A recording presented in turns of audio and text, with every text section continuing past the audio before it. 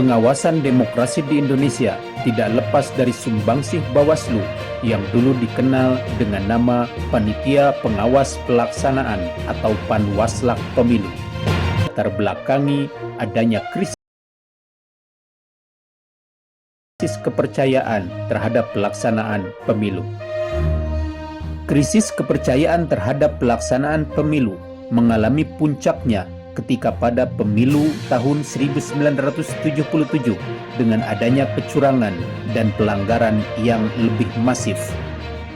Kritik datang dari beberapa politisi partai dan meminta kepada pemerintah untuk meningkatkan kualitas pemilu pada tahun 1982 dengan memperbaiki undang-undang.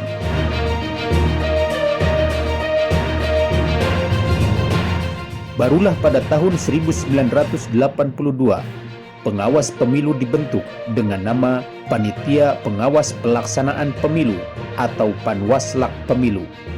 Panwaslak ini merupakan penyempurna dan bagian dari Lembaga Pemilihan Umum atau LPU. Era reformasi, tuntutan penyelenggaraan pemilu yang bersifat mandiri tanpa dibayang-bayangi penguasa semakin menguat.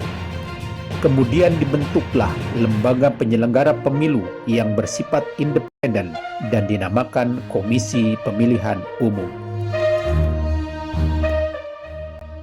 Sedangkan Panwaslak juga mengalami perubahan nomenklatur menjadi Panitia Pengawas Pemilu atau Panwaslu. Setelah itu, kemudian dibentuklah lembaga penyelenggara pemilu yang bersifat independen dan dinamakan Komisi Pemilihan Umum. Sedangkan Panwaslak juga mengalami perubahan nomenklatur menjadi Panitia Pengawas Pemilu atau Panwaslu. Setelah itu, melalui Undang-Undang Nomor 12 Tahun 2003, terjadi perubahan mendasar tentang kelembagaan pengawas pemilu. Undang-undang tersebut menjelaskan pelaksanaan pengawasan pemilu dibentuk sebuah lembaga ad hoc yang terlepas dari struktur KPU.